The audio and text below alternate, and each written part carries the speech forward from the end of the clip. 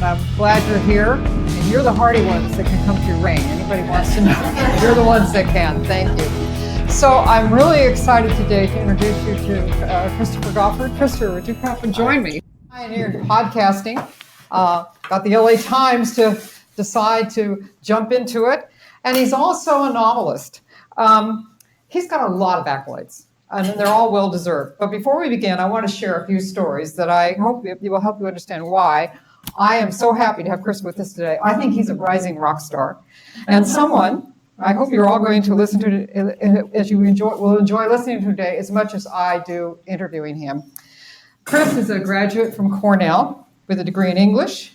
He's from California. He's one of our own. But he returned from Cornell ready to write the next best screenplay. And you know what happens when you do that. Yeah, we all wait. And so while he was waiting, he took up residence on his father's couch and until he could find himself a job. And finally, he got his first job as a newspaper, for a newspaper. Oh, wait a minute. That really wasn't his first job. And Chris, you know I'm going to tell the story, I think. Okay. His first job was as a reporter, happened way, way back when he was in junior high. And he wanted to work for a newspaper. So he went to the grade school, the junior high newspaper, and he wrote an article about how bad the tacos were in the cafeteria. How do you know all this stuff? I'm really good at research. Wow. He was summarily dismissed from the paper, and thankfully this didn't discourage him. So fortunately, we have him with us today. And so while waiting around for Hollywood to call, Chris got back in the game and took a job as a typist at a local paper. Cornell graduate, taking a job as a typist. This man is committed to the craft, right?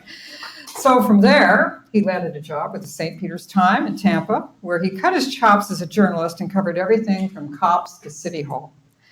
In 2006, Chris came home, joined the LA Times as a staff writer covering border wars, prison gangs, and the legacy of Watergate. He has twice been a Pulitzer Prize finalist for his solo work, and in 2010, he was part of a Pulitzer Prize winning team that covered the Bell scandal that won the newspaper the George Polk Award for local reporting, the Sheldon Ring Award for investigative reporting, and the American Society of News Editors Distinguished Writing Award for local accountability reporting. Chris has written and hosted 3 podcasts, Dirty John, with more than 53 million downloads, Detective Trap, and The Trials of Frank Carson. In addition to his Edgar nominee book, Snitch Jacket, Chris has, which I have, let me show you, I bought this and I've been reading it, and Terry Shames and I were just commenting, he says, you cannot put this down, this is really fabulous. Chris has been in 2 nonfiction works, You Will See Fire, A Search for Justice in Kenya, and Dirty John and Other True Stories of Outlaws and Outsiders. So from typist in a newsroom to Pulitzer Award-winning journalist, Christopher Goffard is the real thing, a rising modern-day rock star, redefining how news junkies get their news and pioneering a frontier in broadcasting. Ladies and gentlemen, I want to introduce you to Christopher Goffard, who is here today to talk about crime, real and imagined, mining mayhem in journalism and fiction. Let us welcome him. Thanks for having me. Nancy, I'm impressed that you put all that together. I didn't know that all of that was on the internet, and I don't remember telling you all of that stuff. Well, you told me that there was some things out there to watch out for, and I was very careful, so I hope I got it all right.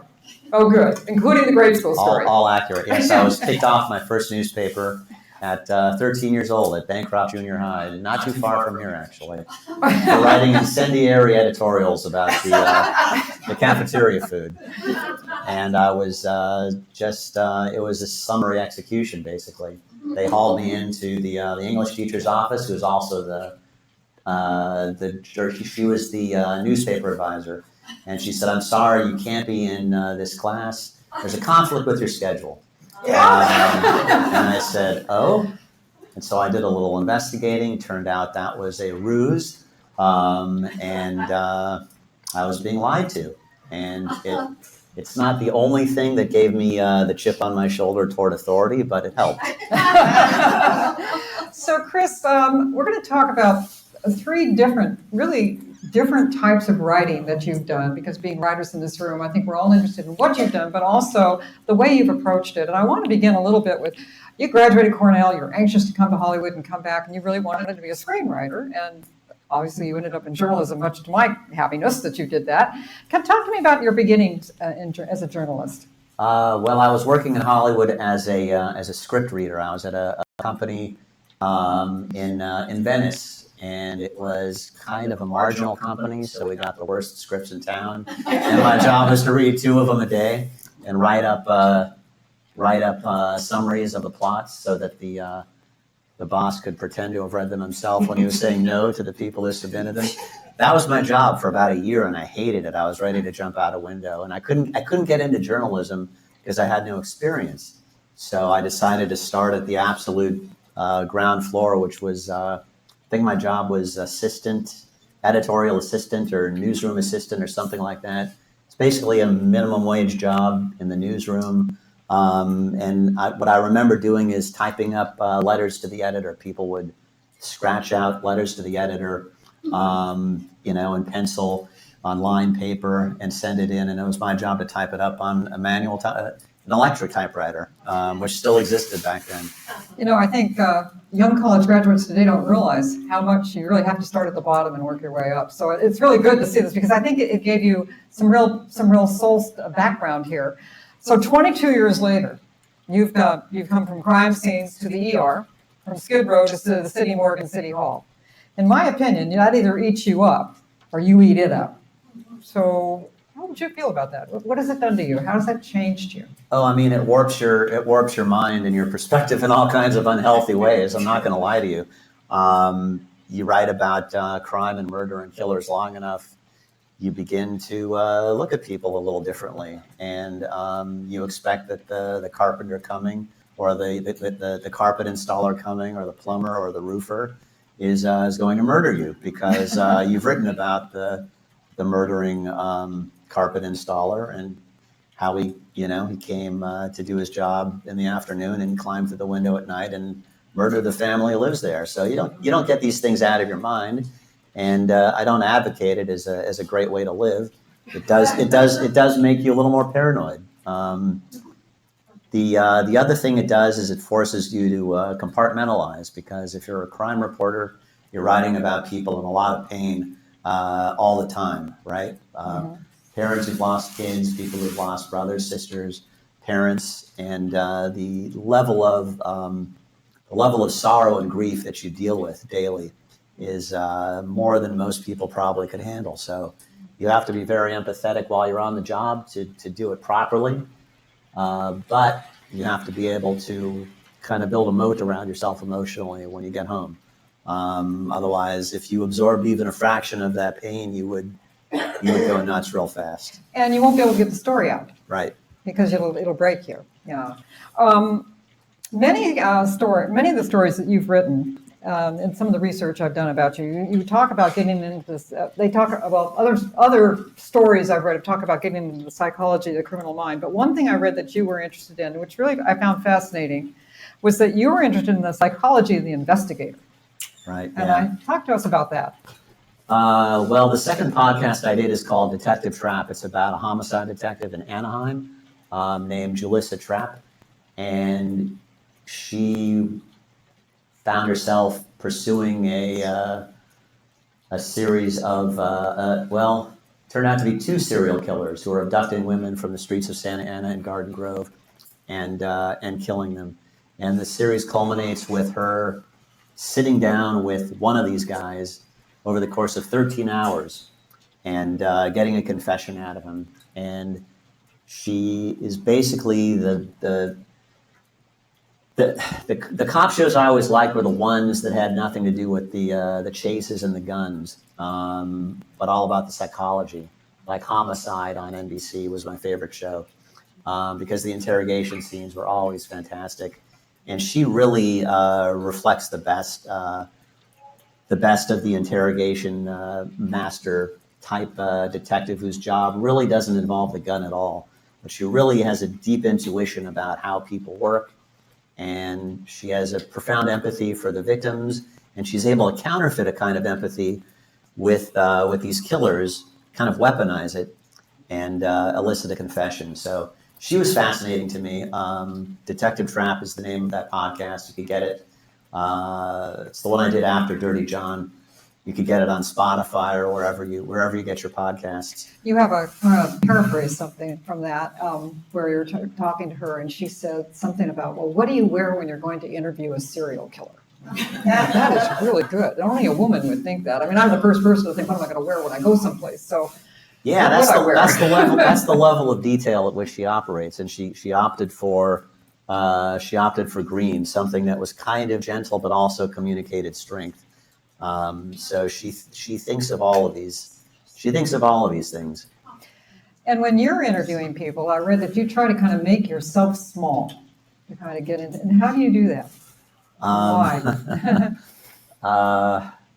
That was something I learned very early on. Just that the story is not about you, and that's the training you get in daily journalism and mainstream journalism, which is you're not supposed to be the center of the story. You're not supposed to be making news. You're supposed to be reporting it. And so when I go in and I talk to people, I make an effort to be as small as possible and let them know that this is their story and I'm there to understand it. And when I did Dirty John, the two big podcasts at the time were SinCLA and S-Town, and the hosts are real characters in those. Julie Snyder and is it Brian Reed? Is that his name? Whoever hosts S-Town. They're very powerful personalities, and their sleuthing is kind of the spine of those shows. But when I did Dirty John, I decided I wanted to do it in the way I do my newspaper stories, which is to be as small as possible and let the people that it's really about, for whom the things that happened had real consequence, be the center of the story. I think in my experience, I have been on both sides of the desk in news, but I retired as a general manager for a sports talks radio station, which only proves that God has a sense of humor because I'm really not a sports babe. But I had done some news and I had done a lot of business and so forth. But it occurs to me that as a journalist, you put yourself at risk if you put yourself in the story. Even without putting yourself in the story, there's a certain amount of risk. Is this something you've ever been concerned about? I mean, I don't want to give. I feel a little sheepish talking about the risks of the job because I've had colleagues who've been abducted and by militant groups and things like that, and I haven't had anything that dramatic or scary happen to me. There is some risk. I mean, I write about a lot of crazy, bad, dangerous people. Some of whom one was a rapist who was a realtor who got my address that way and started sending things to my home, harassing me and my family. That's the sort of thing you never forget, and you become kind of cautious after that, right? But in terms of risk, I mean, when I was a reporter in Florida, we had hurricane scares once or twice a year, and my job was always to go out and find the holdouts.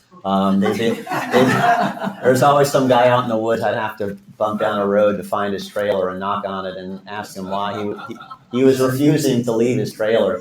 And that was always a fun interview. Sometimes I say, so the sheriff's department says people aren't leaving because they're guarding their meth labs. And then they say it's about time to get on down the road, St. Pete Times, and off I'd go. So yeah, I don't do that anymore. It's the kind of thing you do when you're 25. Yeah, I'll bet, and on the lower rung of reporting. So on the lighter side, let's talk about your Pulitzer Prizes and the nominees. You were spoofed on The Simpsons. Not everybody gets spoofed on The Simpsons. Do you want to talk about that? Oh, that was a lot of fun. That actually was more important to me than a lot of the accolades I've gotten. So I don't remember what season it was, but this was a few years ago when Dirty John came out. What happens is Grandpa Simpson is on a cruise ship, and his new girlfriend, who's played by Morgan Fairchild, disappears. And what's the news guy's name? Kent Brockman? Is that? Kent Brockman decides to do a podcast called Guilty Grandpa because he's trying to stay relevant, right? And so he makes Grandpa look guilty, and there's a big podcast craze, and Marge and Lisa are binging podcasts. They're not sleeping. There are bags under their eyes. And at one point, one of them holds up her four-fingered yellow hand with with an iPhone, and the first podcast she's binging is called Filthy John. And that made me unbelievably happy. Because it's a show I've watched since I was a kid. Oh, that's... Yeah. Well, that's a good lead into talking about podcasts, because that's a whole different kind of set of talents that you were using. So I want to ask, was it your idea to approach the Times about doing a podcast? It was actually the editor's idea. He had a conversation with the guy who ran Wondery, which was at the time an up and coming podcast company. It's since sold to Amazon for $300 million or something like that. But at the time, they were just getting off the ground, and the LA Times had never really done a full-fledged narrative podcast. And they said, "Hey, you've got this Dirty John story. Would you like to transform it into our first real big ambitious podcast?" And I said, Which, "Sure." by the way, ran for 6 weeks, the front cover of the Sunday paper, the front page of the Sunday paper for 6 weeks. First thing my husband grabbed every Sunday morning that came over, because we were still taking the paper then. He couldn't wait to get to it. It was so well done. So I'm not surprised that they selected that to do. I appreciate you saying that. It was trial by fire. I was learning as I went. I knew nothing about podcasting. I knew nothing about the physics of sound. I'd never done an interview with a microphone. For my entire career, I'd done just notebook and pen. And suddenly I'm running around with a microphone and, taking my shoe off and angling the microphone toward people's heads so that it would capture the sound. Learning all these sound capture tricks along the way. And I did it at a breakneck pace, like 3.5 months, something like that. And it turned out to be much more successful than anyone could have guessed, I think. Well, writing with the advantage of sound and having come from radio, that's really fun. I think pictures sometimes kind of take away from the ability to write because you don't need to describe the picture. You actually, as a writer, put the picture on the page for us as readers. But now as a podcaster, you're able to kind of add a lot of literary feel to it, little sound effects. Well, so I had always thought that print was the be-all and end-all, right? My view of books is that it's the apex of technology. You can open it anywhere. You can go backward. You can go forward. You can memorize a passage and carry it around with you forever. It's the perfect machine. So I never really thought that much about straying beyond print. But when the opportunity came, I thought, I'd like to do this. I don't really want an actor reading my words when I know just how they should sound. And so they let me do it, and it turned out all right. And it turns out there are all kinds of things that you can do in audio form that you can't do in print. I mean, what you learn doing podcasts, there's just nothing more beautiful and compelling than a human voice, right? And there are no two that are alike. And there's stuff that you can do in audio that you just can't capture in prose. I mean, you can be Joan Didion or James Joyce or the finest prose stylist of all time, and there are certain things you can't capture. You can't really capture the cadences and the rhythms of a voice or what certain emotion sounds like. I've never read a passage that captures the experience of somebody crying, for example, in a way that you feel it in real life, or you can feel it when you hear it. And I really think with podcasting, it goes back to the old theater of the mind. You can do so much with the sound effects and those pregnant pauses. Again, coming from radio, I really like that. But I want to talk a little bit about how you inverted the pyramid. Because as a journalist, we know, it's the lead line. It's got to catch your audience. Right. Why don't you explain a little bit how you kind of had to reverse it as you wrote? The inverted pyramid, which means the who, what, where, when, why is in the first sentence, and everything else is less important as you get down to the bottom of the pyramid. So, which is basically the opposite of real storytelling and the opposite of any kind of writing with suspense, where you withhold information. And so that's what I've been doing in my narrative work, and that's what I did in the podcasts. But the notion of withholding information is strange to a lot of journalists and even vaguely offensive to a lot of journalists, because the idea is that you got to get the information out there. That's our job. Get it out, get it out, get it out. And the whole inverted pyramid, as far as I know, it began in the Civil War when you communicated the news via telegraph, and you had to get, the results of the Battle of Gettysburg in the first line in case the telegraph machine broke, right? So the journalism world is still kind of enthralled to that model, but it really is the antithesis of storytelling. And if you're a journalist, I know some of you are, you have to kind of unlearn those instincts. Talk about the process. So if you're going to look at a story, now has doing a podcast changed the way you look at a story and approach a story as a journalist? Because you're still working as a journalist.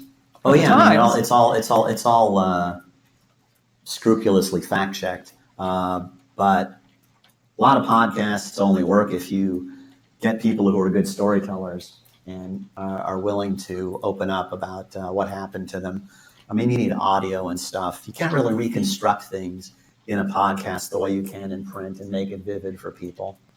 Is it harder to get people through a podcast or harder to get people through a newspaper story? I thought that it would be off-putting to people to walk up to them and put a microphone in their face, because I was used to being really inconspicuous just with a notebook. But it turns out a lot of people don't mind. They don't mind the microphone. Some of them shy away, but it makes people less nervous than you would think. That was a surprise to me. Yeah. Microphones make me a little nervous. Yeah. Well, I still go back to the day of where we edited tape with Scotch tape. Oh. Yeah, that was kind of fun. So you find people to talk to. You have to validate your source because you can't make this up. Is it a little more tempting to cut corners in a podcast, or can you do a little bit more with that creativity-wise? I mean, you can't cut corners in terms of factual accuracy, but there is a lot of sound effects stuff that goes on in podcasts, and we debated that ethically when we did Dirty John. So the first cut of Dirty John, there were a lot of sound effects that came from the sound effects database.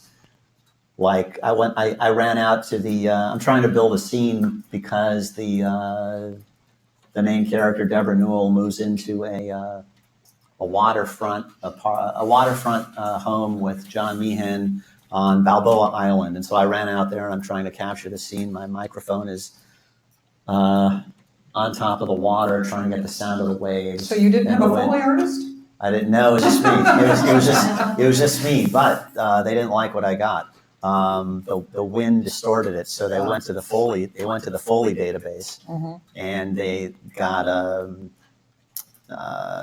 those waves, and they put those in, and then they got a roulette wheel because they wanted to set the scene for the casino that he grew up in.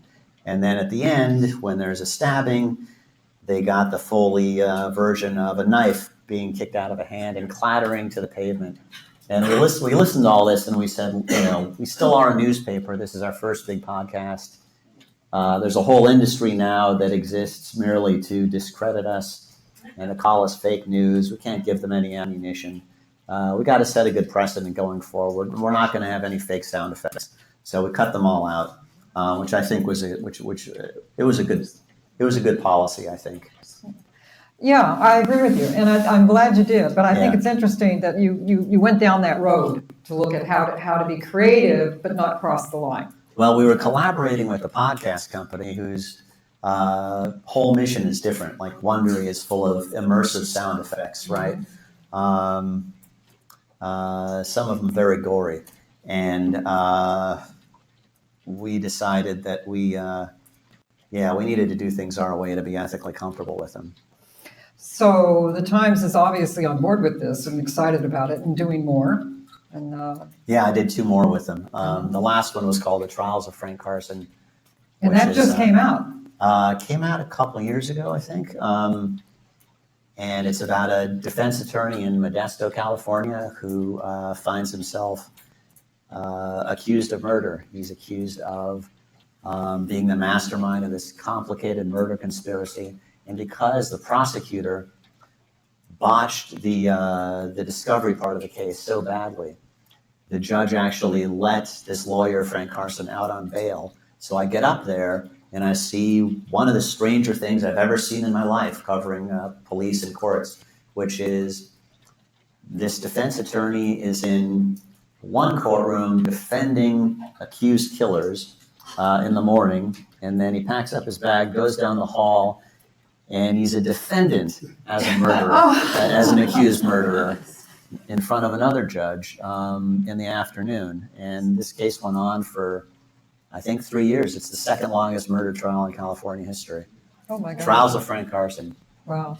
And are you working on another one right now? I am. It involves the sheriff's office, but I can't go into too much detail. Okay, all right.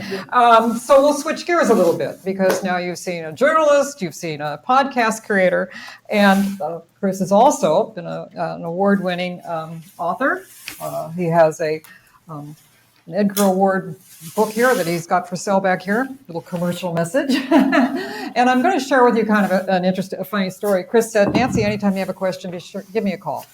So I'm sitting there and I'm working on something between books, and I'd like to write short stories as well. And I think, okay, I've got this idea. I've got a journalist who's been laid off from a paper and trying to come up with something, a story, and she's been approached by somebody who's just been let out of jail, and she hands her literally a smoking gun. So I thought, well, what should I do? I don't know. Let me call Chris. So I called Chris, and I'm going on, and I didn't explain this is a story I'm making up. So Chris listens to me, and he's very humble and very lovely, and he just goes on and he says, Nancy, I think you need to get an attorney.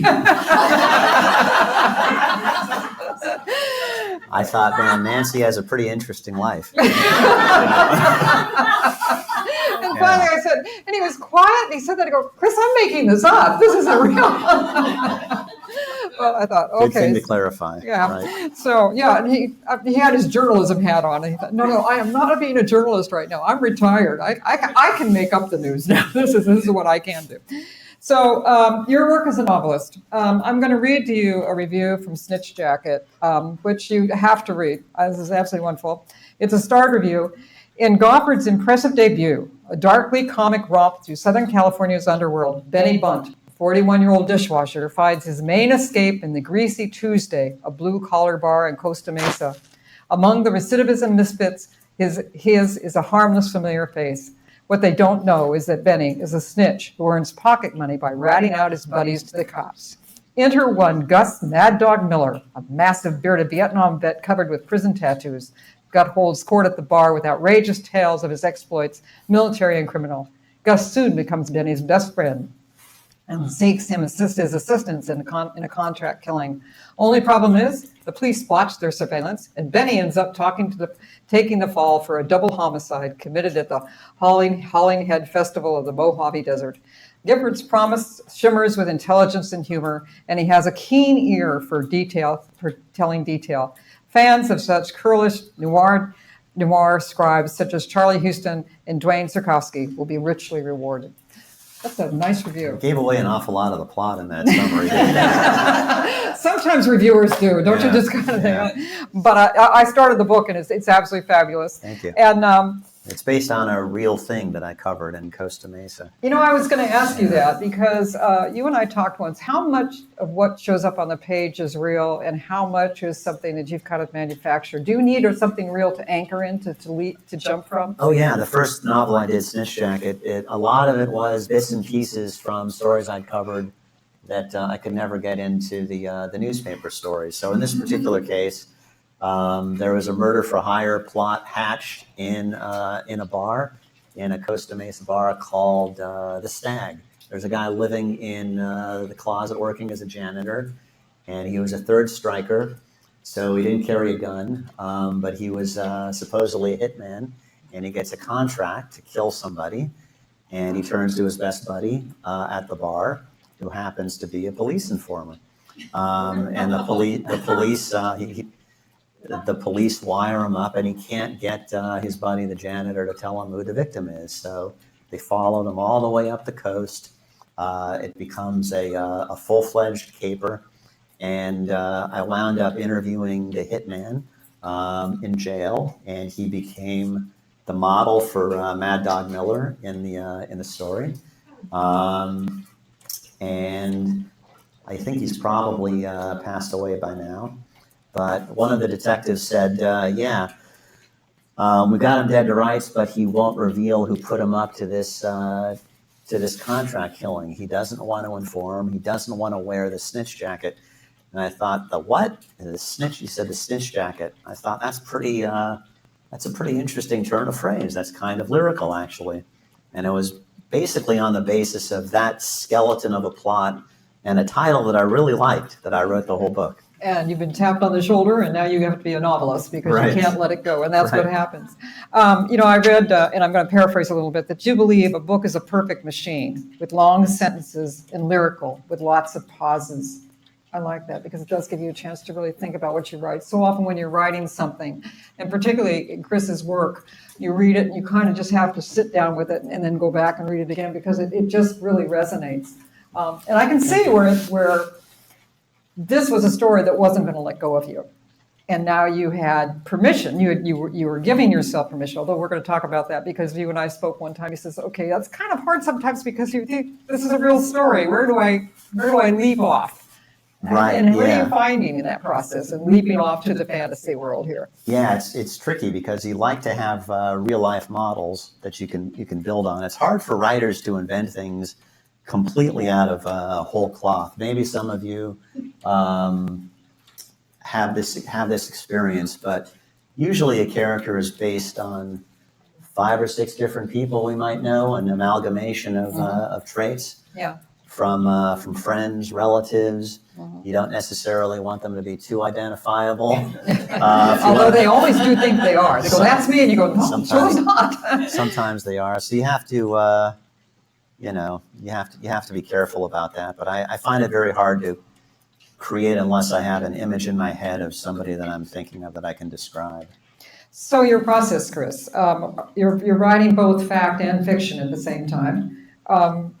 Not in the same article. No, I believe that. I gotta be real careful about making sure that's totally clear. So that must be somewhat uncomfortable because you feel like, okay, I'd like to maybe spend more time as a novelist, but maybe you feel like as you're in your middle of your career as a journalist, you don't want to mix the two. Although Jake Tapper just came out with a novel. Oh, did he? Yeah, and I thought he did this successfully. So my original plan was I would be a journalist for years and I'd see a lot of interesting stuff and then I would quit and I would just write novels based on all the cool stuff I'd seen because I didn't think that I could really do anything creative in the realm of journalism. But then I came across some narrative nonfiction work in the St. Petersburg Times. There's one in particular called Angels and Demons, which was a multi-part narrative by a guy named Tom French. It really changed my life because it showed me that you could write immersive nonfiction, which is scrupulously factual, but you could use the elements of fiction like scenes and develop characters and dialogue and things like that. And so it kind of changed the course of my career because I realized I could do a lot of very interesting things in the journalism realm, and the papers I've worked for have allowed me to do that. And that's because of who you are, I think, the way you present it, so that's really nice. So would you say, as a novelist, that you're a pantser or a plotter? That's what we call it. Oh, by the way, I don't know, had you not heard that? No, I hadn't heard that. Okay, well, obviously a plotter is... A pantser? A pantser is just flying by the seat of your pants, kind of creative as it comes to you, or a plotter? I mean, I've only written 3 books, so I guess I'm a plotter. Right? Okay. Yeah.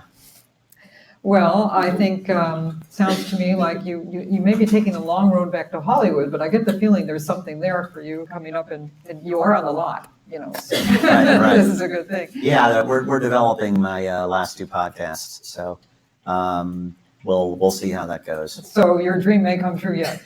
I mean, yeah, hopefully. So I want to open this up to some questions because I know you're here today. So let's.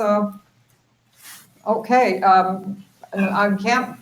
Back in the back, the blonde lady. I wanted to ask about Dirty John's transition to television. I mean, did you created it, you began it, did you have ownership of the material in any way? I mean, I was in the writer's room and I got credited as a producer. I think probably one line of my dialogue survived. But that's not unusual in Hollywood, and that's the price you pay. When you sell your work to Hollywood, you basically surrender control.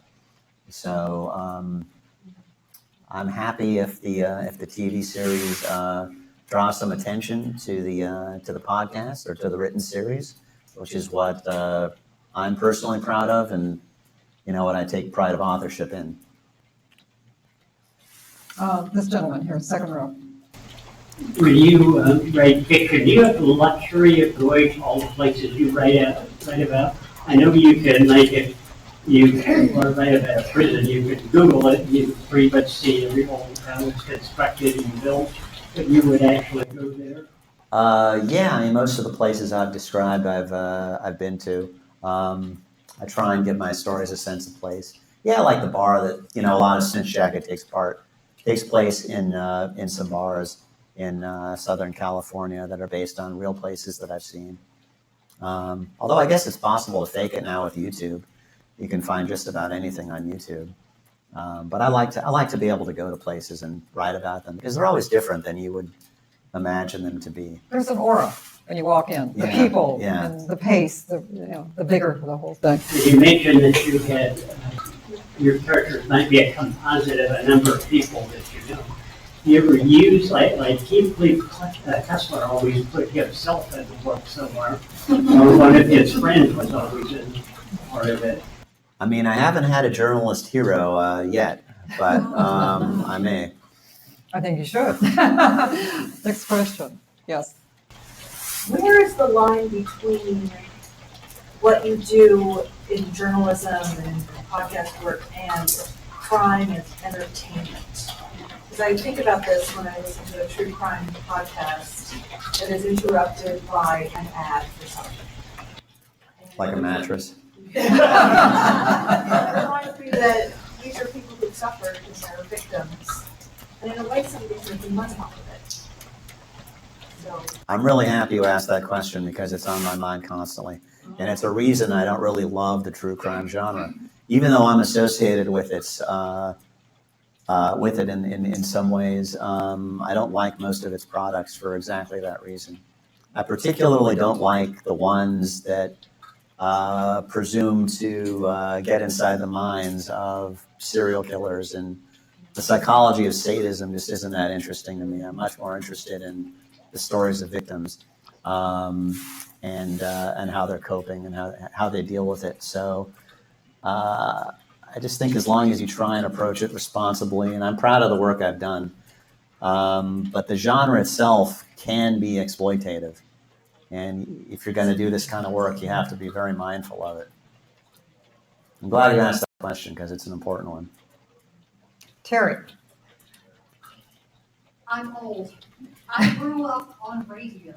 When I was a child, we listened to radio all the time, and we heard stories, and we would get totally involved in what was going on.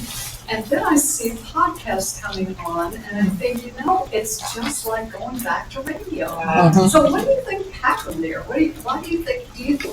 I have my own theory that people like to make up scenes that they can see in their minds, and that they get tired of being able. I may be wrong.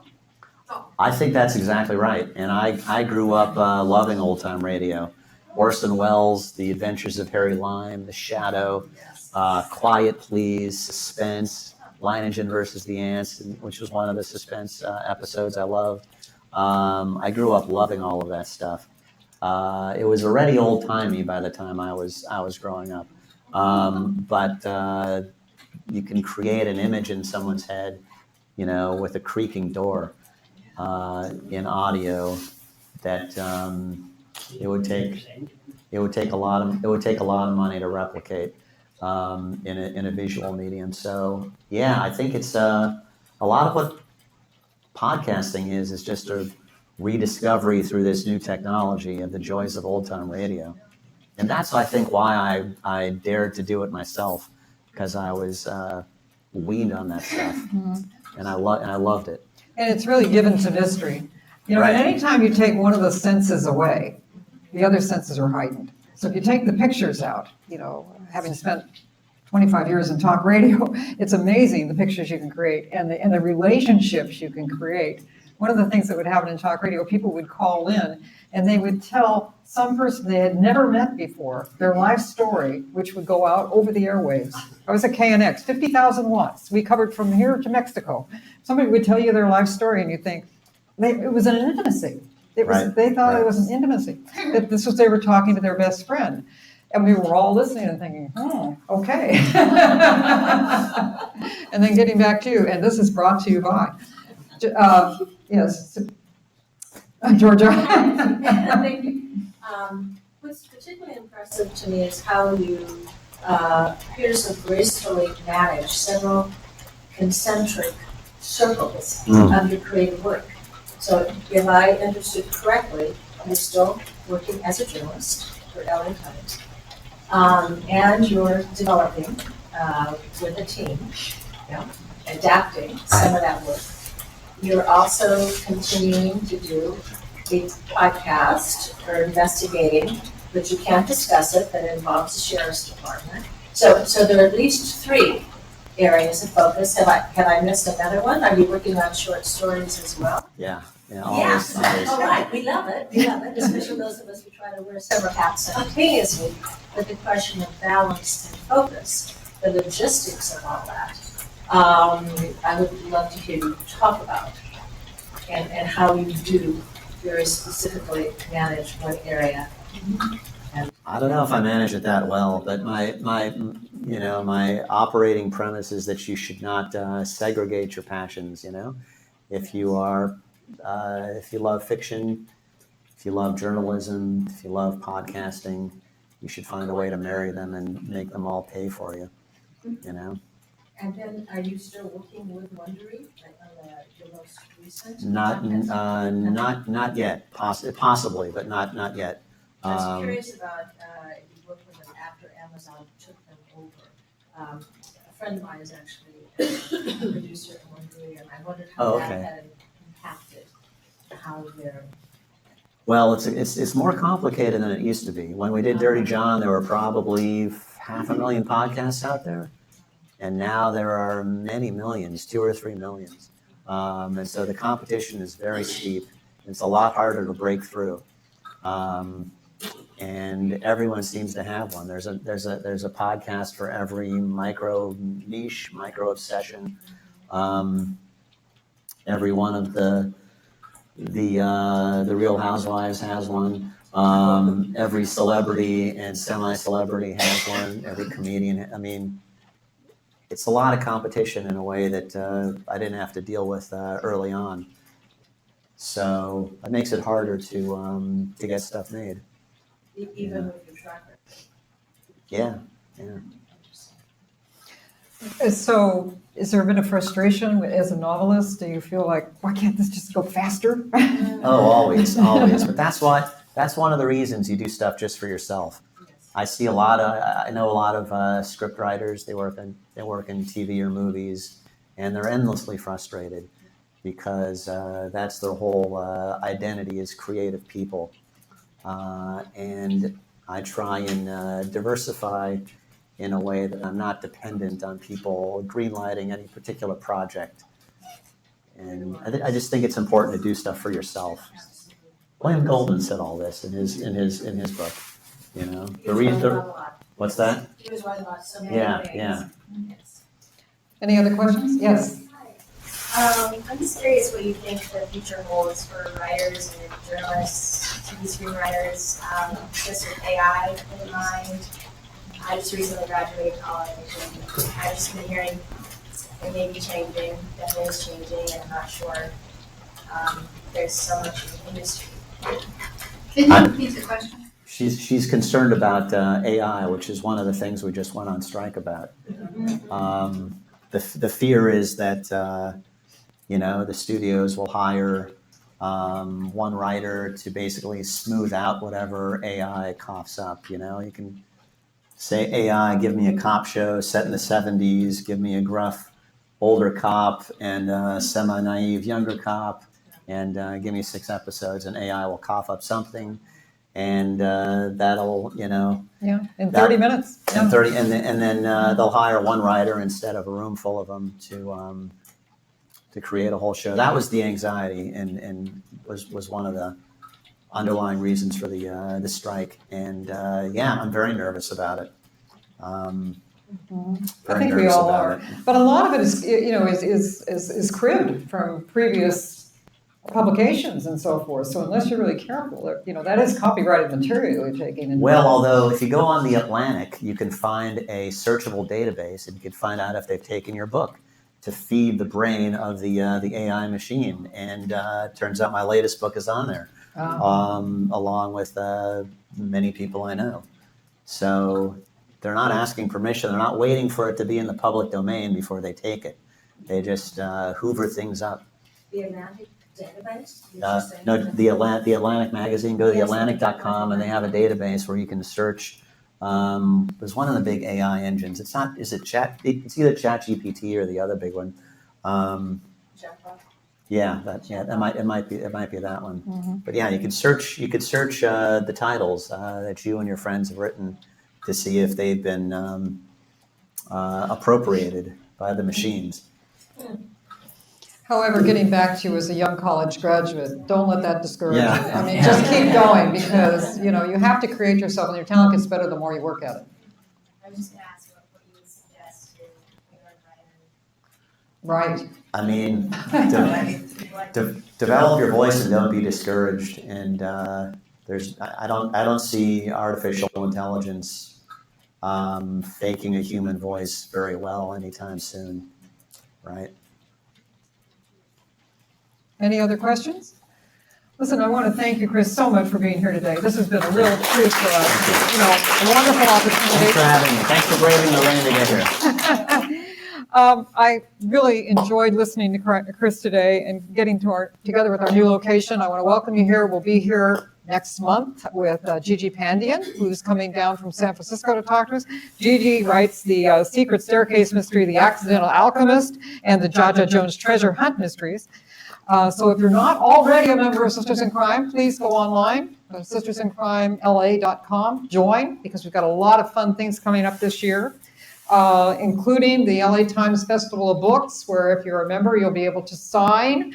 And in addition, we'll be getting news on the anthology, which will be coming out. We'll be taking submissions later in, February, March, April, May. And it should be out by December, so in time for Christmas gifts. So it's going to be a busy year. Lots of fun things and new speakers. So thank you so much for coming today. Drive carefully, spread the word, and thank you. And the books are back. Chris is signing his books in the back. Thank you. I'll give this to you. Very well.